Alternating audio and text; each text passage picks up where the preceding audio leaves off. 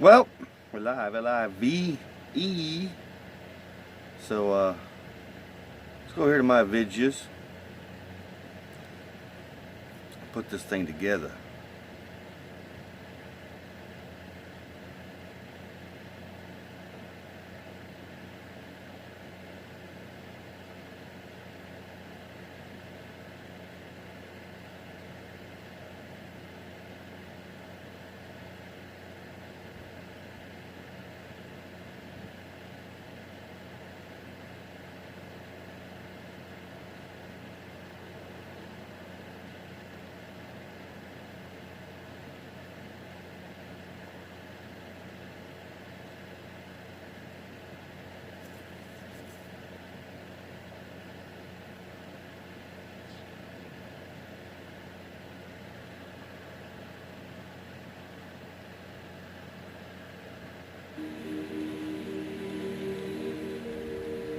Was trying in the brief space of 50 minutes to give you a basic introduction to Mahayana Buddhism,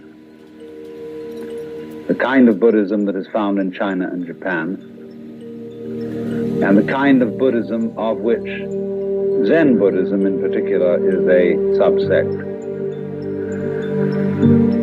And we are rather particularly concerned with Zen, since it has had such a fundamental influence in the shaping of Japanese culture and the arts of Japan.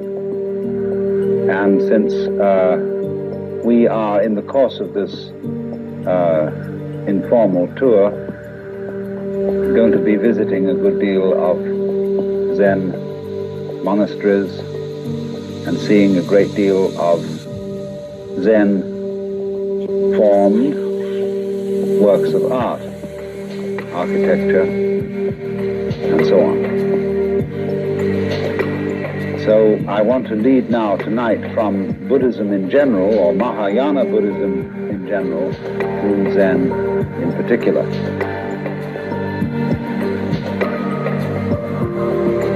Now, Zen plays a little game with you. Whenever anybody like myself or Dr. Suzuki talks about Zen, all the other people say, because they talk about it, they don't understand it. Those, in the words of Lao Tzu, who know do not say. Those who say do not know. And yet he said that.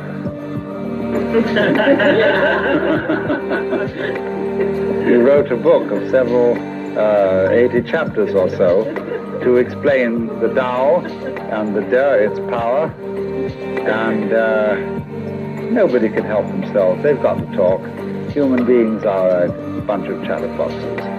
And when we've got something in our minds that we want to talk about, we talk. Now, poetry, though, is the great language, because poetry is the art of saying what can't be said. Every poet knows this.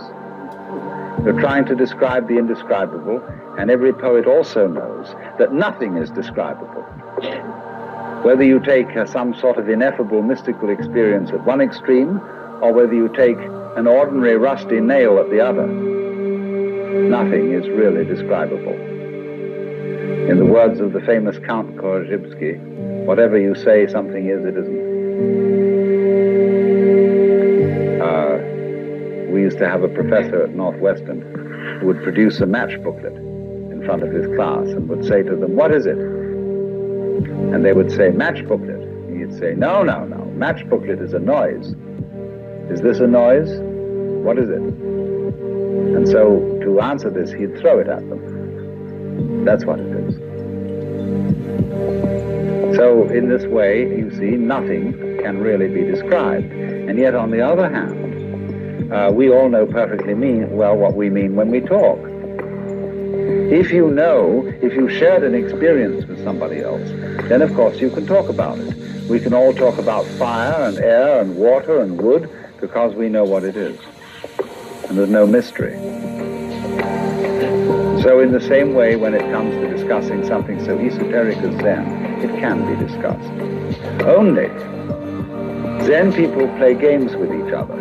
They play little tricks. They test each other out by saying to somebody, I remember when I met Paul Reps for the first time, who wrote that lovely book, Zen Flesh and Zen Bones. And he said to me, well, he said, you've written quite a number of books by now.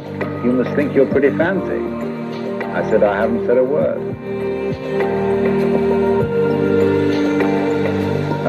So this is simply a Zen game. And people sort of feel each other out. There's a poem which says, when two Zen masters meet each other on the road, they need no introduction. Thieves recognize one another instantaneously.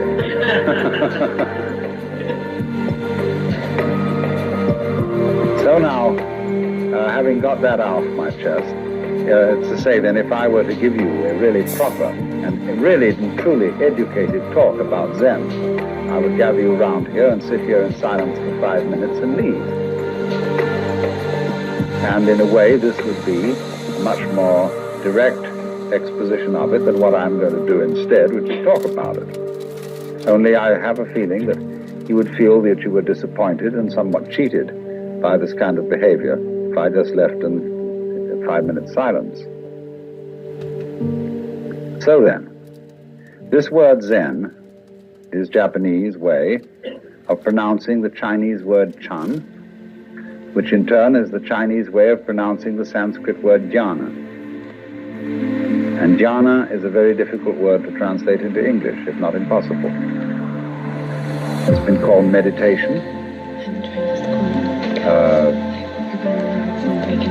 Meditation in English generally means sitting quietly and thinking about something. And that's not what Zen is. Contemplation might come a little nearer if you use the word in a very technical sense, the sense that it was used, or still is used, among Catholic mystics. Perhaps that's something a bit like Zen. But again, contemplation, as we normally use the word, has a sense of inactivity, a sense of not doing anything, of being completely still and passive, whereas Zen is something highly active. So we really don't have an English word for jhana, Chan, Zen. But I would say that we do know what it is, because we do all sorts of things every day of our lives in the spirit. When, for example, you drive a car, most Americans, at any rate, drive cars since they were teenagers and are very expert drivers. And when they drive a car, they don't think about it.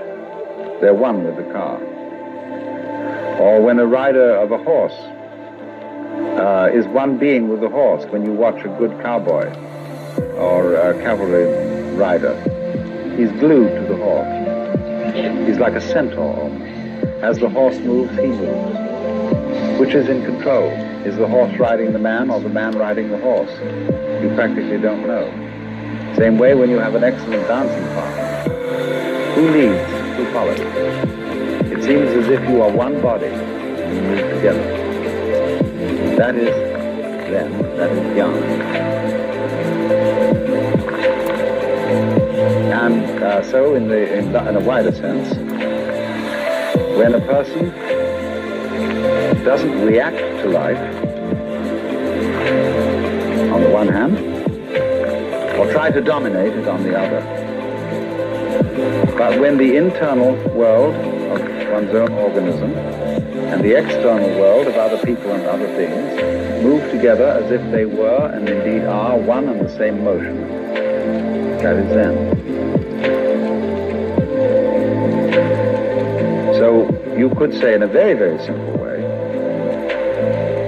that the real concern of Zen is to realize, not merely to think, but to know in your bones that the inside world inside your skin and the outside world outside your skin, going out as far as anything can go into galaxies beyond galaxies, is all one world and all one being, one self, and you're it. And once you know that, then you have completely abolished all the problems that arise as a result of feeling that you are a stranger in the world, that you are set down in the middle of a hostile and alien domain of nature or people who are not you. This whole sense of estrangement, foreignness to the world is overcome in Zen. Now, let me illustrate this a little before we go into Zen in any kind of technical way by a few rather superficial but nevertheless significant facts out of Japanese culture and the place of Zen in Japanese culture. Japanese culture is, as you may have noticed, or was, as you may have noticed, extraordinarily ritualistic. There is a right way of doing it, a good form, a proper style.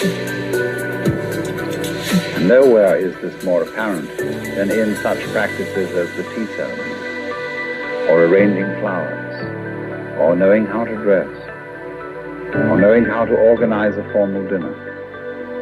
The punctiliousness, the skill of these people in doing these things is quite remarkable. But in the same measure as they are very skillful at doing these things, they're very worried about it. The whole question, for example, of bringing presents to somebody else. Have they given us more than we've given them? Did we remember this occasion? Did we remember that occasion? These weigh very heavily on the Japanese soul.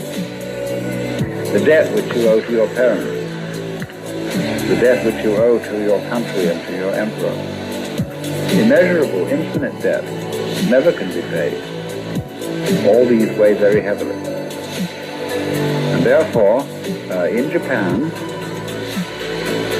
until the sort of breakaway of modern youth with its westernized ideals, this is a very nervous culture, concerned about whether one is playing the ritual correctly. A culture like that needs an outlet, needs a safety valve, needs a way out of this thing. And Zen provides just that. And so, by contrast, when you meet a Japanese who is thoroughly trained in Zen, he is a different kind of altogether from ordinary Japanese. He is, in manners, not studiedly courteous, nor is he brusque, but he's simply at ease. He gives you his whole attention, so long as you give him your whole attention. If you start wandering and frittering, he's got work to do and he promptly leaves. But so long as you are wanting to talk, he is somebody else.